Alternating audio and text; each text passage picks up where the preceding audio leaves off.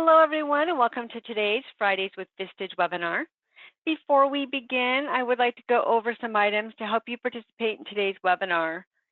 If you're experiencing technical difficulties joining the webinar session, please dial support at 888-259-8414.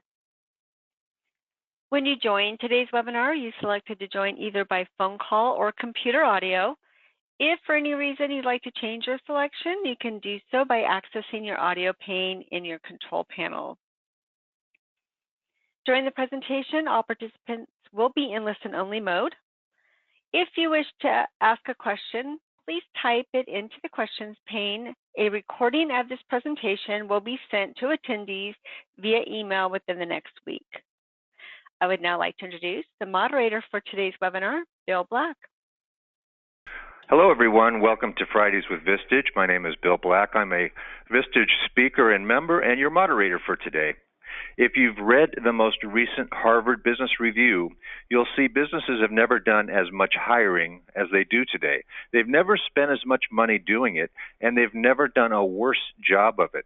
In this webinar, we'll discuss the key findings from the HBR issue and offer context and clarification for executives at middle market firms. You'll also walk away with actionable advice to help fix the strategies and tactics that are failing most firms. Today's presenter is Vistage member and speaker Kathleen Quinn Votaw, author and CEO of TalenTrust. Kathleen has decades of earning accolades in the staffing industry. However, she determined that traditional models don't always serve the best interest of clients. She vowed to disrupt the stagnant staffing and recruiting industry. In 2003, Kathleen launched TalenTrust to help companies find, keep, and grow the best people. Her firm's expert team collaborates closely with executives to identify the root causes and often interrelated issues behind a company's human capital challenges. As a longtime Vistage member, Kathleen attributes much of her firm's growth to participation in the Vistage community. Kathleen is a speaker and the author of a book titled Solve the People Puzzle: How High-Growth Companies Attract and Retain Top Talent. Kathleen, the floor is yours. Thank you, Bill. I appreciate it very much. And hello, Vistage family. Great to see you on this Friday. I'm happy to share this content with you. I was over the moon when I read this article. I thought it was fabulous. And Peter Capelli, who is the author, really adds some wonderful, meaty things for you to think about. I'm going to walk you through the content today off webinar. You don't have to see me. I'll jump back on when I'm closing and pass it back to Bill. But get ready to take a lot of notes, ask a lot of questions. There is an opportunity to ask questions, and Bill will moderate that session. So here we go. I'm looking forward to walking through this with you because it's going to give you some wonderful ways to approach what's happening. Harvard Business Review we're a member and we subscribe, and they talk about the fact that hiring used to be based on HR analysis of tasks and attributes that are required for open jobs. That's step one. Step two, post and pray and hope people will show up. And step three was give them a skill test and maybe a personality or IQ test and occasionally check references. And then most jobs were filled from within. So things are changing. Today's approach is really very different. The majority of people hired aren't actively looking for a job. Somebody came and got them. Companies continually fill a funnel with candidates, which we agree to, especially passive candidates who aren't looking to move, and often advertising jobs that don't exist to attract people. There's a way to work around that, and I'll talk about that later in the presentation. More than half, almost 75% of current employees are open to job offers that may arise. And at TalenTrust, we advocate for internal sourcing. Some people internally in your organization might already be a fit for that great job, and employee referrals are key. Internal recruiting, unfortunately, has been almost eliminated from many companies. According to Korn Ferry, 40% of U.S. companies have recruitment process outsourcers for hiring, and those companies actually turn to subcontractors in India, the Philippines, and other countries to scour job boards for these passive candidates. Companies doing their own recruitment and hiring use electronic applications with keyword sorting. It's really become this wild west of vendors selling new tools on how to predict the best new hire.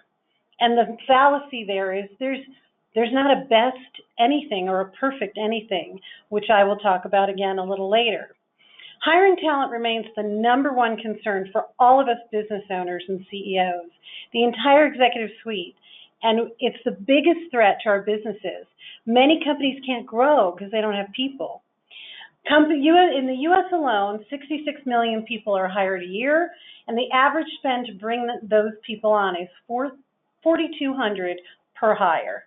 It's a big number. So let's start talking about what we can do differently. So we always perceive that the grass might be greener. I submit to you the grass is not greener.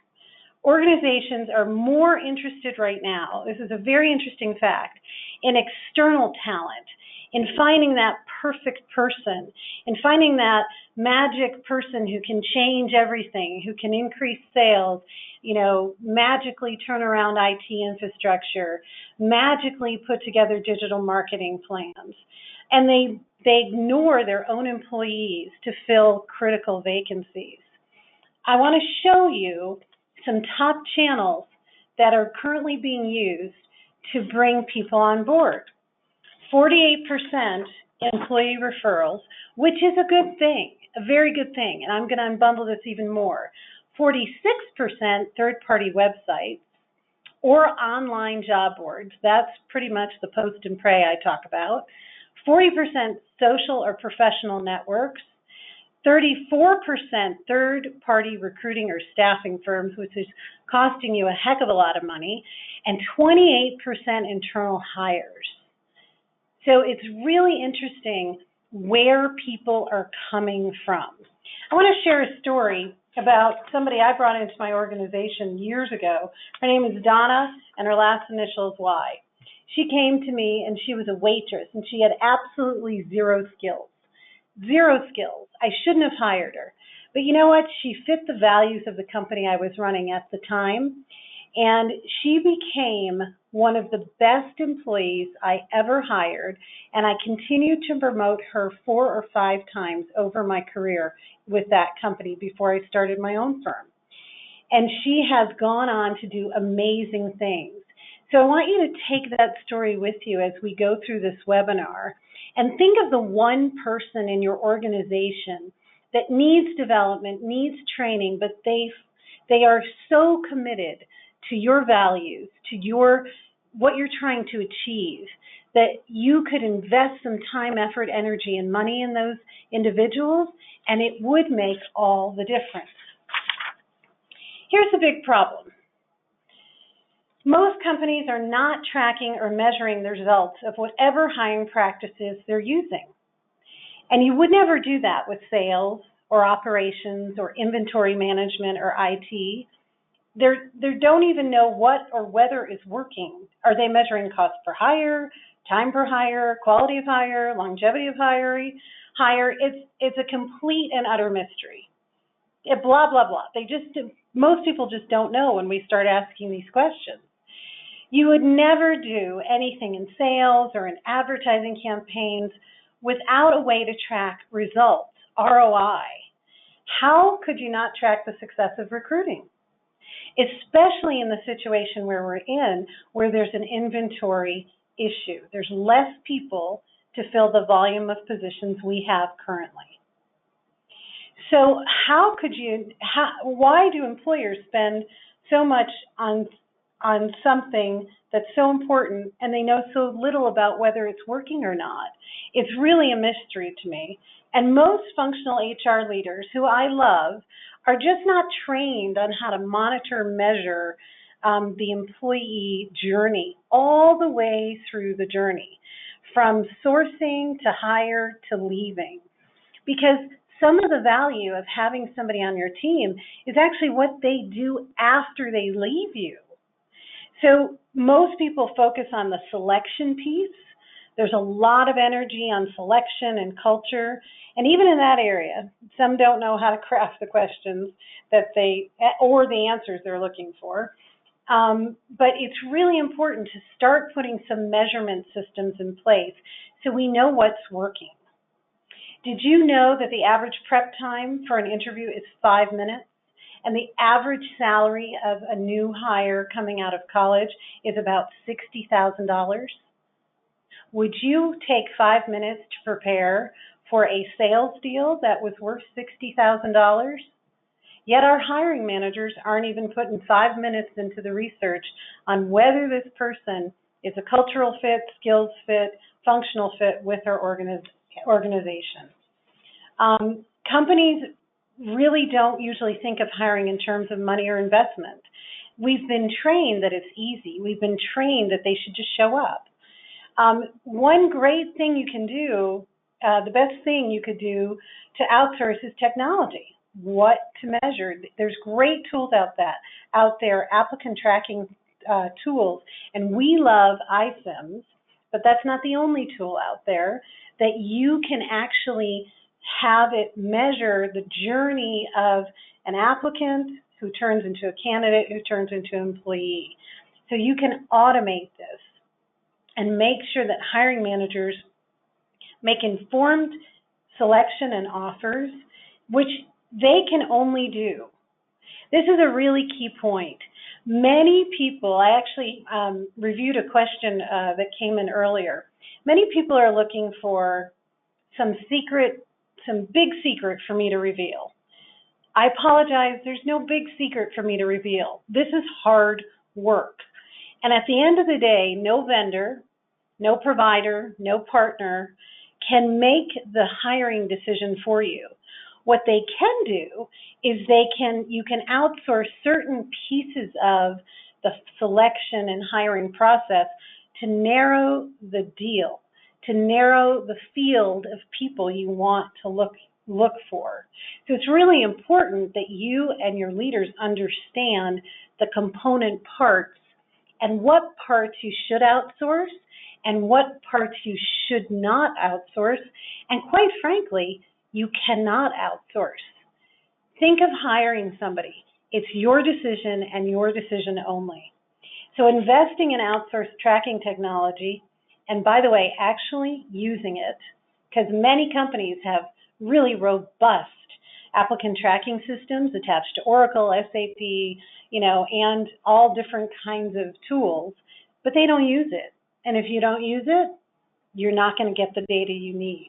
So one of the key components of the Harvard Business Review article, the May-June 2019 article, was measure it through the entire life cycle of the person's journey. So, where do we start? I'm a business owner too. I'm a Vistage member. Where do we start? So, often we complain about how difficult hiring is. I get it. I hire all the time too. I hire for my company. I hire for other people's companies. I'm hiring all over the place every day, 365 days a week. And I'm consulting people on how to do this as well. Here are two main reasons why hiring is so difficult. Openings are now filled more often than not by hiring from outside than by promoting from within. Here's a fascinating fact, especially in light of the fact that yesterday was the anniversary of D-Day. After World War II, through about 1970, about 90% of the positions that were filled internally. So let me say that again. From about right after World War II through the 1970s, about 90% of positions were filled internally. So that means lots of promotions. Do you remember the internal postings? Now that figure is about 1/3 or less. So we've gotten so focused on finding that perfect person that will fix our problem in a function that we're forgetting to look at the people who are sitting next to us. We're forgetting to look at the last hire. We're forgetting to look at somebody who might have had a period of time in their life where they were raising their family. Now they're ready to take on more. What can you do to look internally into your organization versus always, looking over the fence like the guy in the first slide? So that's one key thing. When hiring from the outside, companies don't have to pay for training and development, they think, but these experienced people are harder to find, and sometimes they're tricky, and sometimes they're not a good fit and they hurt your culture. And culture is everything. And my friend Joe Galvin, who runs the research organization at Vistage, he talks all the time, all over the country, about retention is becoming more important than recruitment, and I couldn't agree with him more. So if you're trying to retain your people, then start developing your people, training your people, and look internal first. Hiring efforts are no longer concentrated on just entry-level jobs. It's up and down the org chart. Now, a note about retention, it's become really tough because many companies are hiring from their competitors, vice versa. There's a lot of pressure. There's so much pressure to replace people. 95% of hiring is done to fill existing positions, not new, creative, innovative positions. And most of the vacancies are caused by voluntary turnover. If you've listened to me before, I've told you 76%, of your people are either open to or actively engaged in looking for another job. And it's quite innocent. It's let's have a cup of coffee. I met you at a ball game. And it's just a conversation. And most people are looking for an opportunity for career advancement.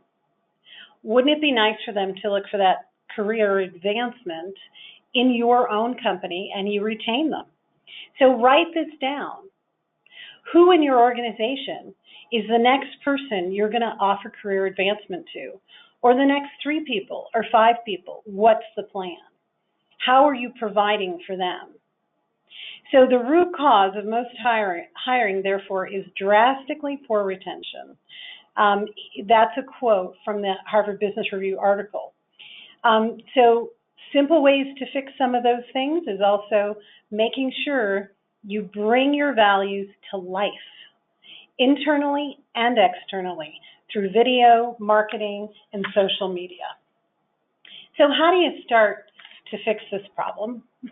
So there's a couple things. I want you to take out your pens and pencils. I want you to start tracking the percentage of openings filled from within. So you measure what you measure and inspect, you get results on. If you don't measure it, you're not going to get results on it. So step number 1, track the percentage of openings filled from within. Step number 2, require that all openings are posted internally. Now this is it's an older model. I'm 53. I just turned 53 on June 3rd. Happy birthday. You can send me happy birthday wishes. I was in Ireland. And, I remember coming up the ranks in larger companies. I worked for multi-billion-dollar staffing organizations early in my career, and there was always internal postings. I think we've moved away from that because we're always looking for that perfect person. So let's require that all openings first get, from a couple of days, your people get a shot. Are they qualified? Aren't they qualified? And then also the next piece is protect yourself against discrimination. By posting internally, you give opportunity to everyone, and once you post externally, you also give opportunity to everyone who might be interested in your organization. Finding out whether your practices on hiring is good is not only basic to good management, but it's a great defense against unemployment claims. So making sure you use those tools. And then recognize that the cost of outside hiring is astronomical. And obviously, TalenTrust, 75% of our business is finding people for our clients. So I'm not advocating in this webinar that you never work with outside recruiting firms. However, they are charging you way too much. I can say that. And outside hiring isn't necessarily bad, but it sometimes causes current employees to spend time and energy positioning themselves for jobs elsewhere. So if you're going to look outside, they might start going to look outside and might just, it might cause disruption. And it disrupts the culture and burdens peers. And then they have to figure out how to train people and assimilate people. Wouldn't it be great if you had more balanced hiring of internal and external people, that you didn't have to assimilate everybody into your company? So ask yourself the question, why are you continually going outside all the time? Now, sometimes it's absolutely essential. So I don't want to get a note from anybody that Kathleen said we should never hire from outside. That's absolutely ridiculous. But I just want you to shift a little and look into internal first. And your people will notice what you're doing. Most of us are obsessed with new technologies. There's great companies that are actually national sponsors of Vistage that have amazing technologies, predictive index, amplify. They're trying to measure things for you, but only components of it. So just be aware to not over-invest in too many technologies, and don't become a technology junkie on this. Simple things like an applicant tracking system can really help you figure all this out, and we can help you figure out which one's best for you. Vendors like JobVite can aid in the process of combing social media and public sites for LinkedIn clues on some people that you're looking at. Some people think it's creepy and an invasion of privacy, but you want to know who you're bringing into your organization. So those are a few key things that you can focus on. Next, I want to talk about the hiring process. When it comes to hiring, employers are missing the forest through the trees. They're obsessed with new technologies and driving down costs, and they largely ignore the ultimate goal, making the best possible hire, not the perfect hire. In the coming slides, I'll outline how the process should look. Another point in the article is don't post phantom jobs. I'm not 100% on board with this, but there's a shift on how to do this. I don't think you should ever post fake jobs, and you can fill in like fake news. I think we should shift from anything fake to things that are real. So don't necessarily fish for candidates by posting fake jobs, and don't keep posting up after you've filled the position just because you can fill the top of the funnel. However, you should always be cultivating for candidates. So how do you do this if you believe that recruitment is a sales process, as I do, and you've adopted that from other webinars? Well, the more honest and effective to position your company versus posting fake jobs is really actually position your company as open to good candidates at all time and welcoming resumes whether or not you have a current opening. In fact, both employees and employers are always going to be canvassing. Employees are always canvassing and looking. You as an employer should too. If you believe me that 76% of your people are actively open or engaged in looking for a job, then you should actually be filling those pipelines to ensure that you have an inventory once they leave.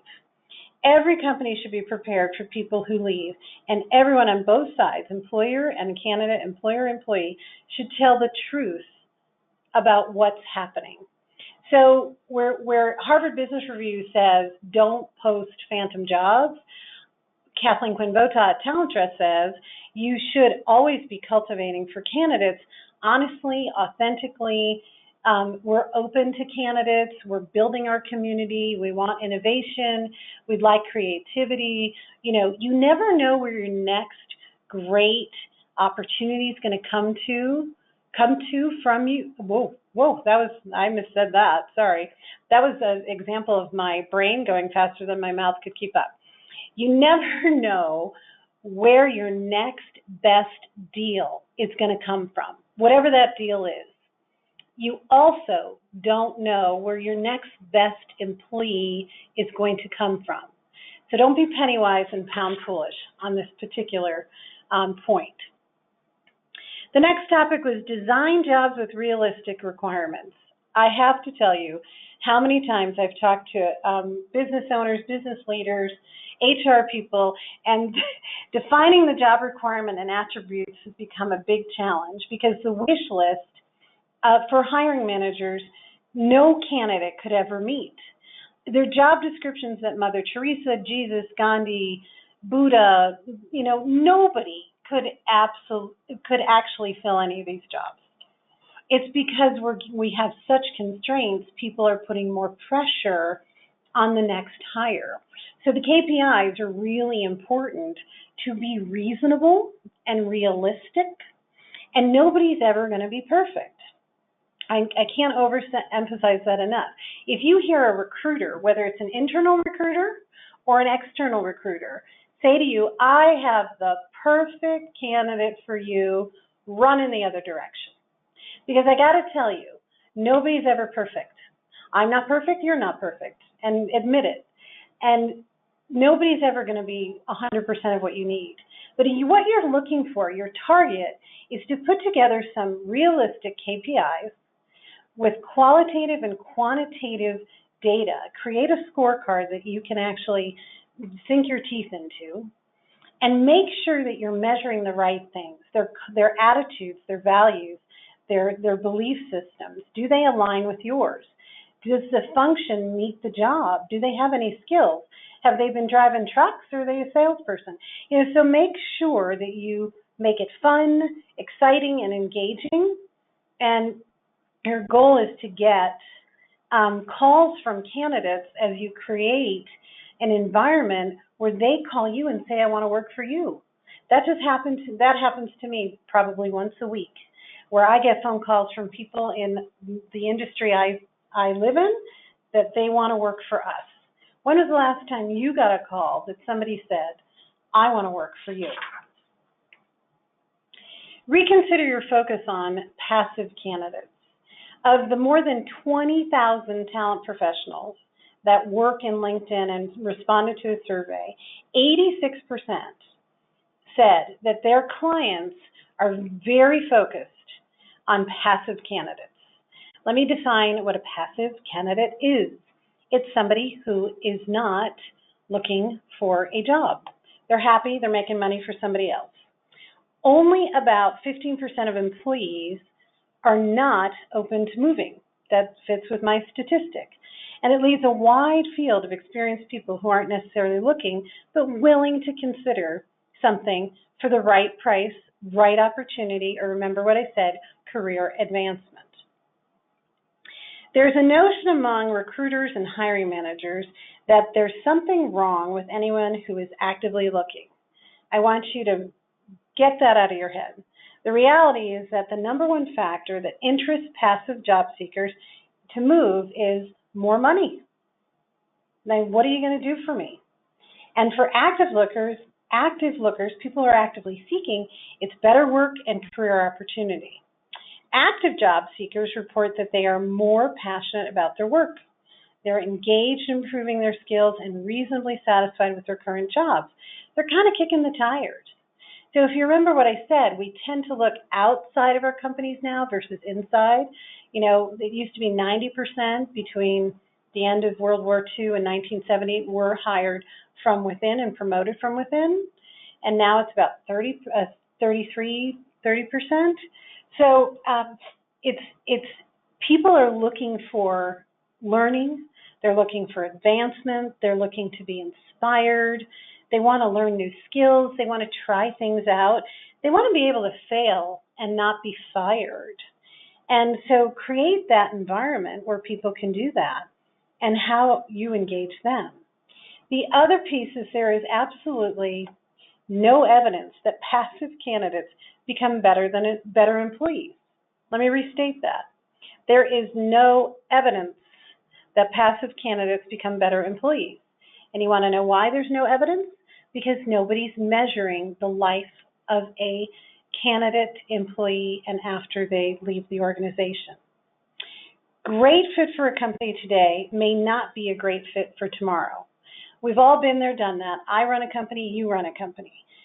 We outgrow people. I've had wonderful people work for this company.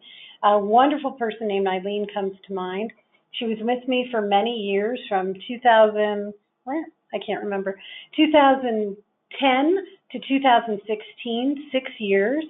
She had a wonderful run, but she got to a point where we outgrew each other, and it was okay for her to go. People and companies need to be aligned. Timing is a big part of it. It shouldn't matter whether the candidate is passive or active. Get that out of your head. That, I think, the recruitment industry has taught you guys that, and it doesn't matter. Talk to the person about their attributes. If you can help a company grow and you're a fit, then you should want to talk to them. Companies need to put emphasis on anyone who's interested in working for their company. Everyone should be welcome to the party, no matter whether they came from one source or another. It's always be cultivating for talent. That's key. You have to have an abundance mentality at the top of the funnel. Who knows where your best candidate's going to come from in the next 90 days, and who knows what you're going to need in the next 90 days.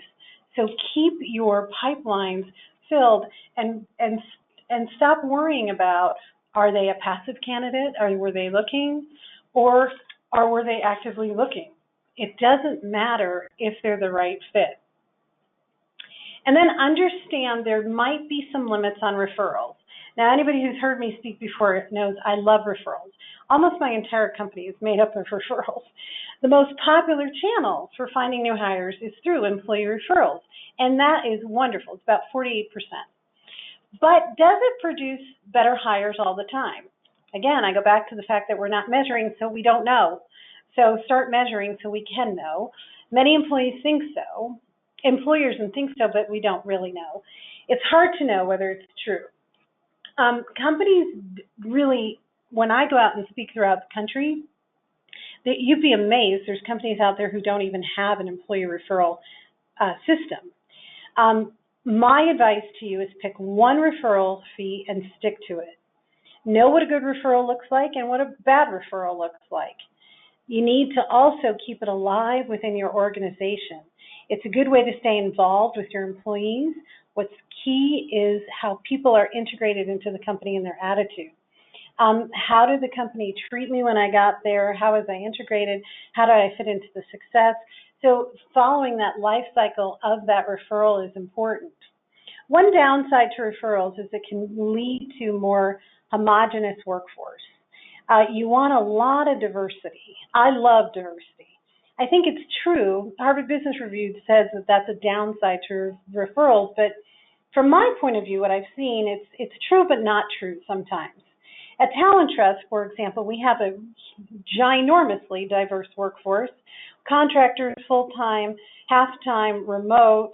It's just like a chicken noodle soup of people. We have people who are 22 and we have people who are 70, and it's just amazing. And these people have all been referrals. They've been referrals from clients. They've been referrals from each other. They've been referrals from people who we work with as vendors. I mean, there's so many different ways we get referrals. I would challenge your filters. This goes back to your filters. You all have personal filters. Your company has filters. Make sure your employee referral system is clearly documented. What does good look like? What does bad look like? What are we going to invest in a referral? What's the value of a referral? And set up systems that can ensure that referral hire is successful. It really matters greatly to organizations to have diversity, and I think referrals are a great way to do that.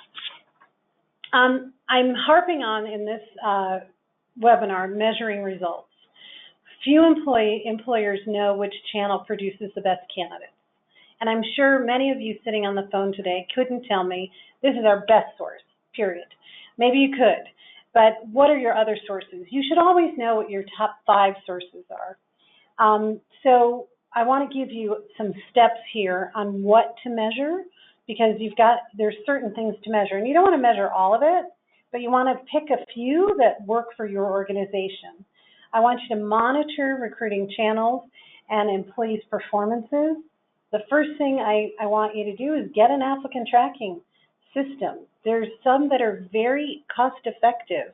It's a software as a service model, and you can pay a per user, per fee. You can just pay one user fee. And you can at least get some, no matter how big your company is or how small, you can start getting some foundational systems and processes and see trends and measure this stuff. So what to measure? The big mystery. Here's a couple things. This is not on a slide and not in the presentation, so write this down. Source by position, source by geography, source by hiring manager. Then, how many applicants did you get? How many qualified candidates? What number of pre-screens and what percentage were qualified out of those pre-screens? How many behavioral interviews did you actually conduct? What were the KPI tools? And how many offers did you extend by position, by geography, by hiring manager? Remember to use qualitative and quantitative KPIs and ranking. It takes a little bit of the emotion out of the hiring process.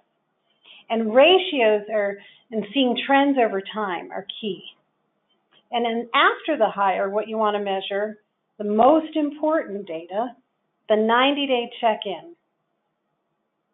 And make sure you have qualitative and quantitative documentation here. Also the 1-year check-in, the 2-year check-in, the 3-year check-in, any awards. Oh, there's Harvard Business Review. Any awards that people have received, any innovations they come to the table with, any challenges that they've had, any training you've invested in them, any promotions, and what results have they had for the company and for themselves. I'll tell you, some companies are really good at measuring kind of that top selection piece that I talked to you about, but they really are awful at measuring after the hire. And that's where the rubber meets the road. We need to know what source is going to actually yield the best results. So many companies who might say to me, I get all my people from employee referrals. Great, how's that working for you? What are the results of those people? And I would love all of my clients to get really good at this. So you can be the first group to tell me how this works for you. The next is that Harvard Business Review suggests is that you might want to persuade fewer people to apply. Now, everybody hold on to your seats there. I don't necessarily agree with this one, but I'm reporting on what they're suggesting. They suggest, Peter suggests in his article, that companies shovel too many applicants into the top of the funnel. I suggest you can't shovel enough into the top of the funnel, especially since we have such an inventory problem.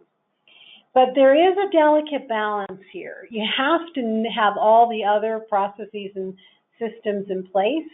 You have to know how to measure you have to know how to take them through the process. Just filling the top of the funnel to fill the top of the funnel for the funnel's sake makes no sense. But if you're building your employment brand and then actually qualifying those people and then courting those people you qualify that actually fit your culture, your attitudes, and your beliefs, and then purposely pulling them through, I think that's the best way to do it, obviously, since I created the system. But, you know, you want to interview the best few. That's where we do agree. You don't want to waste your time interviewing people who don't fit your culture or don't fit the job. So the most important piece to this is having that recruitment as a sales process system where you fill the funnel, then you actually engage those people who are qualified and do fit your culture, And then from there, you do the pre-screening and pre-qualification with your very detailed scorecard, and then you do the behavioral-based interviewing. If you think of a sales process, you don't necessarily disqualify everybody in step one. I'm a Miller Hyman trained salesperson, and they call it the universe. You fill the top of the funnel, and then you sort them through the steps of the process. There's another Fridays with Vistage webinar that is entitled Recruitment is a Sales Process. If you want to dig deeper into this, I suggest you download that from the Vistage website, because there's a lot of meat and potatoes in there that you could apply. Once people are candidates here, there's some people who might not be honest about their skills. I know, shocking. But they want to get hired. So make sure when you're screening these people, you ask for work product. And you should make it really easy for candidates to learn about your company and a job. And make sure that it's easy for them to learn about you and learn about them. Dig for information. It's really important that you don't take people at face value. Next is test candidates' standard skills. Past performance is indicative of what people are going to do in the future. But what predicts a good hire is uncertain in a lot of cases. Companies seem to have forgotten that it's not necessarily your grades that are from college that are going to indicate whether you're going to do great in an office environment. Your past performances. So we need to get sufficient information about past performance from our candidates. And there's many different ways you can do that. The most important is the behavioral-based interview, and then also skills, testing for some skills. I like pre-screening with a scorecard and using a predictive assessment tool. You might remember me talking about Donna earlier. She was a waitress who came in to actually interview in her waitress uniform because she couldn't interview other than on her hour break that she had from the restaurant, and she really wanted to be a salesperson. My boss at the time, yes, at one point, Kathleen Quinn Votaw did have a boss, vehemently disagreed with my interest in hiring this woman. And so, as you would imagine, I took it out of the emotion. I had a scorecard. We measured qualitative and quantitative attributes, and we used a predictive assessment. And guess what? Donna became one of the best salespersons we ever had. She had the raw skills, and we had the ability to train her and the desire to train her. You need to know where people fit into the role and be willing to train. I think we were making assumptions that people are going to come ready-made. When you go into Walmart, there's all these clothes, Walmart or Target or any store, and you see a stack of clothes that says one size fits all. Well, we all know that's BS, and we all know that one candidate isn't perfect for everybody. So behavioral tools like predictive assessments are so amazing in helping you find that person that you might not necessarily consider. You want to choose tools that show what people's top interests are and their attributes. We do this for current teams. So if you're going to look internal more now after this webinar, first, before you go outside, we've got tools, and you can use them on your own or you can use them with us. I don't care which. But we're doing a project right now in DC with a great little company that's on the verge of greatness, which you all are. And they have a wonderful management team, but they don't even know what their own strengths are. So we're using an assessment tool called Profile XT to assess everyone's key behaviors, what they love to do, their thinking styles, how they need to communicate. And we're finding so many gems in this conversation with the company to help them put their people in the right position so they're successful. Wouldn't that be great if you could take your current team and reshuffle the deck and have even more success?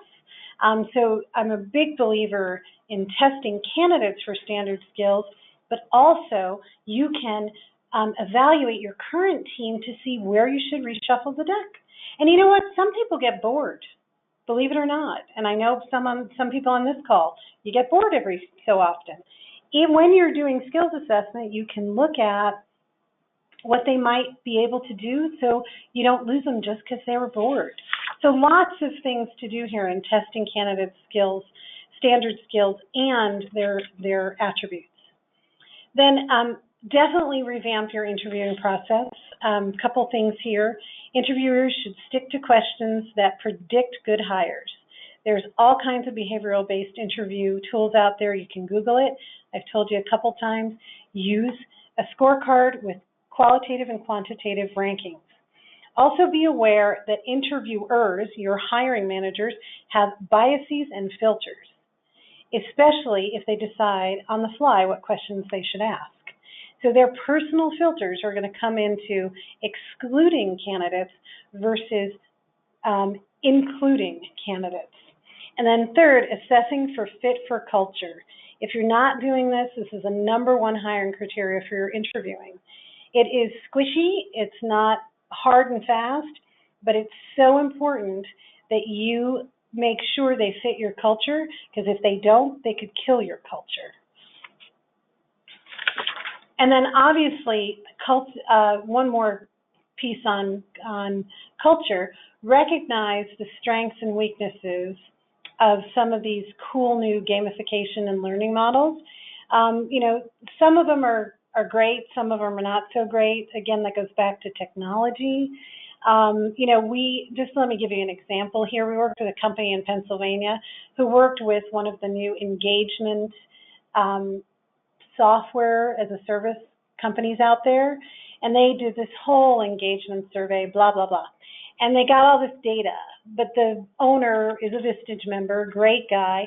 He came to me with the data. He gave me the report from this software firm, and he said, Kathleen, now I don't know what to do. So sometimes you can over-engineer these things too. Make sure you work with a consultant who can help you implement actionable change in your organization that's going to help you and drive results versus just telling you what the bad news is and then running away with your money.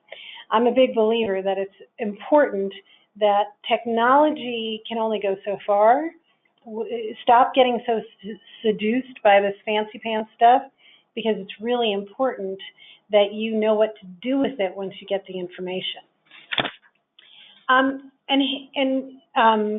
It's impossible to get better at hiring if you can't tell whether your candidates you select become good employees, right? It's impossible. So you must have a way to measure which employees are the best ones. So let's start with who you have on your team. If we're going to look more internal versus external, just to start, then let's assess who you have currently. Where did those people come from? Do a little project. Take 10, 12 people and figure out where have your best people come from. That's a great place for you to start. It's been wonderful spending time with you, as always, on this Fridays with Vistage webinar. I enjoy you every time I come to visit. I'm open to any kind of questions or any kind of contact. I have listed on the screen here, if you'd like to follow up in more detail and get more data from us, please take out your mobile phones and text 44222, the word people puzzle, to 44222. And, oh, my cell phone's going off. I have no idea why. And then you can download the hiring guide. We have a 2019 hiring guide. And I'm going to turn my phone off and give it back to Bill.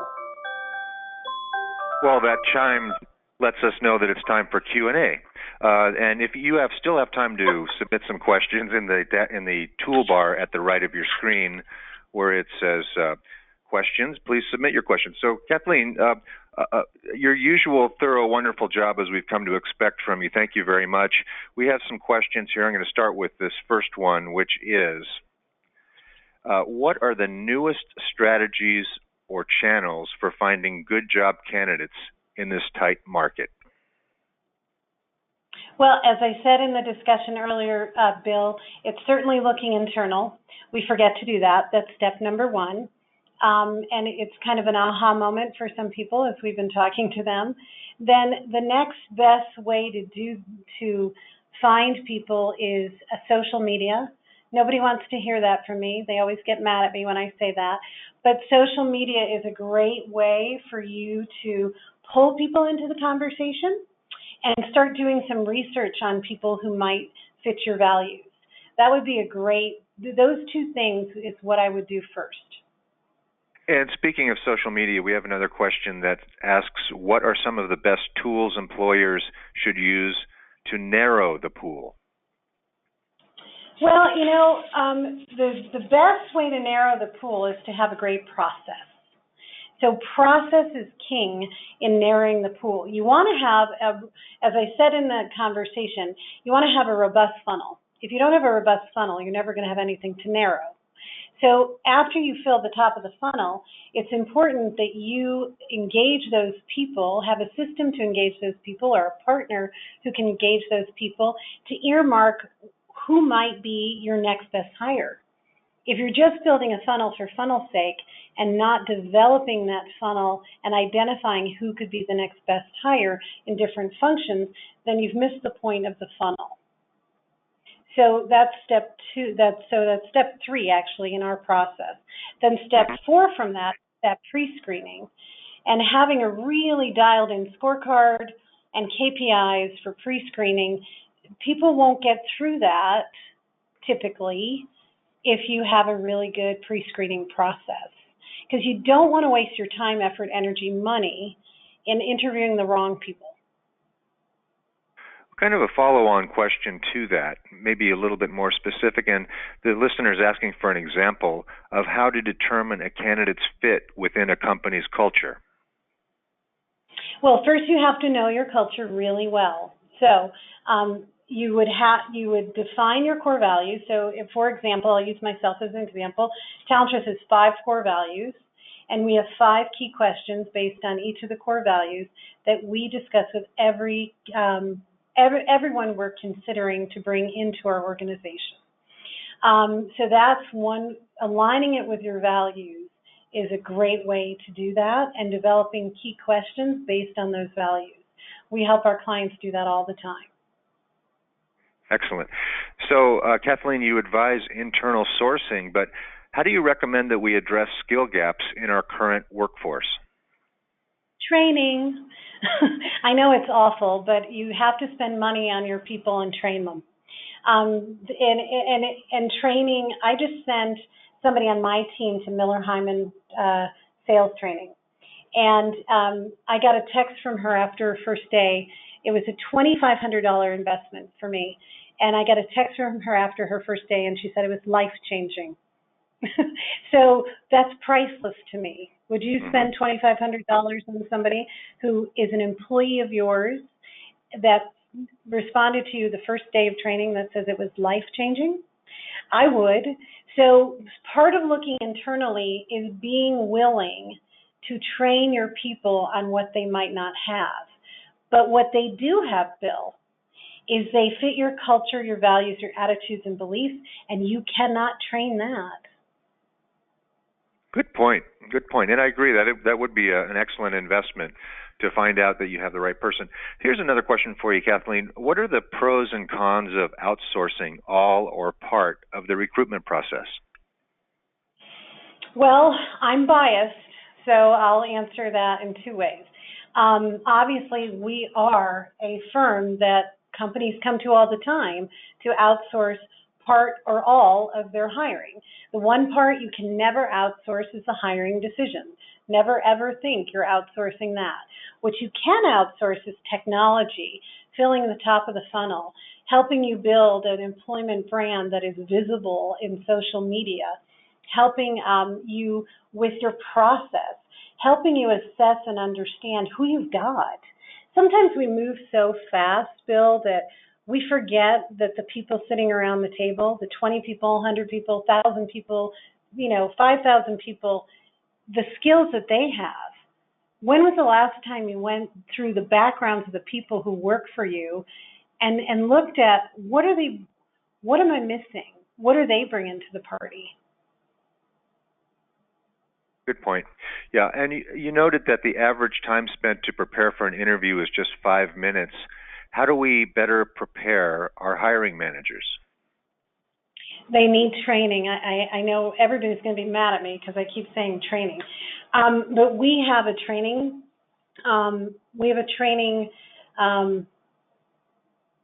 Product, if you will, for our clients and obviously any of you to train your hiring managers on common language. Part of the problem is we assume that people, once they get to manager or director level in their career, have been trained on how to hire.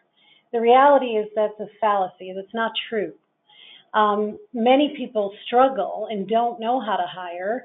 They don't know what they're looking for. They don't know the questions to ask. They don't know what the answers to the questions should be. So giving them a common language and training will help your company, make much better hiring decisions. And we give you sample scorecards during that training. We have a workshop. So I would just really focus on training them in how to do this and stop assuming they know how to do it. Fantastic. Final question. What 3 to 5 data points are most critical to track for recruiting, retention, and engagement? So for recruiting, I'm going to give you source by function, source by geography, and source by hiring manager. For retention, I'm going to focus on the hiring manager and department. Who's, the long number of years with the company isn't necessarily the best number, but we tend to focus on tenure a lot. So tenure by hiring manager and retention is a good one, but you can't be tricked into, retention at all costs is a good number. Some healthy attrition is a good thing. And engagement, Gallup suggests that about 50% of people are engaged right now. They could take it or leave it. About half of the people who work for you actually give a hoot about what you're doing. They're just getting a check and moving on. So engagement numbers go up when people see career advancement. So I'd be looking for engagement numbers, and Amplify has some good engagement tools. Tiny Pulse has some good engagement tools. It also gives you some great benchmarking data against people in your industry. So those are the things I would use in that regard to start measuring. But the first thing I said was get a good applicant tracking system that's low cost, not no cost, and you can start measuring all of these things in one system, not multiple systems. Kathleen, thank you so much once again for providing us with concise, clear, and thorough information. My pleasure, Bill. Sorry for my alarm. I was supposed to give it back to Bill at that exact time, and my alarm went off. It was well timed. Please join us for more upcoming webinars, listeners. Friday, June 21st, Innovating for Growth, How CEOs Can Break Free from the Status Quo. And Friday, August 16th, Human Capital's Role in Creating Value, Leveraging Human Capital to Maximize the Perceived Value of an Organization. All webinars begin at 10 a.m. Pacific Time. We'll send you links to register in a follow-up email, which will also include a recording of today's presentation. On behalf of Vistage Worldwide, this is Bill Black wishing you continued success. Thank you for joining us. This concludes today's webinar.